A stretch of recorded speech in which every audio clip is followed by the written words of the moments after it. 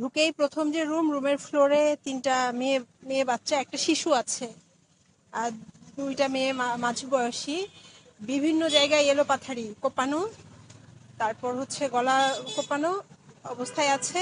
আর ওই মেয়েদের মামা যে, সে হচ্ছে খাটের উপরে সেও তার লাশটা আছে। পুরা রুমে হচ্ছে সবকিছুই এলোমেলো অবস্থা। আর তার পাশের যে রুম, ওই রুমে হচ্ছে মেয়েদের মা যে, তার মৃতদেহ আছে।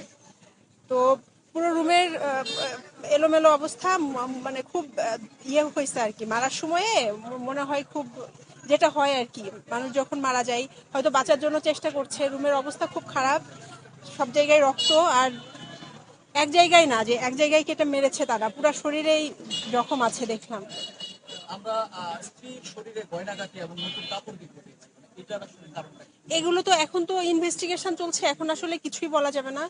তদন্ত কার্যক্রম অব্যাহত আছে, আপনারা জানতে পারবেন। তদন্তের সাথে এখন কিছু বলা যাচ্ছে না, কে মেরেছে কি অবস্থা এগুলো। মাদকের আলামত পেয়েছে? আমি আমি দেখিনি, আমি দেখিনি, তবে একটা নাকি মদের বোতল পাওয়া গেছে, এটা আমি ডিজিএফআই থেকে শুনেছি। আমি এসে দেখি নাই।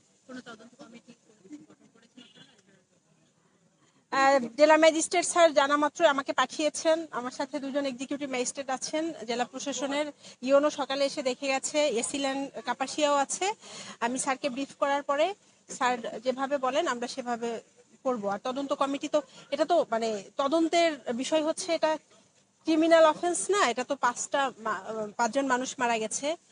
সিআইডি, তারপর পিবিআই, জেলা পুলিশের অন্যান্য যে গোয়েন্দা সংস্থা, আমাদের পুলিশ ছাড়াও আছে ডিজিএফআই, এনএসআই, সবাই মিলেই কার্যক্রম চলছে। এরপরে যদি আবার অধিকতর তদন্তর স্বার্থে কোনো কমিটি গঠন করা হয়, সেটা করা হবে। ঠিক আছে। আমার নাম সালমা খাতুন, আমি অতিরিক্ত জেলা ম্যাজিস্ট্রেট গাজীপুর।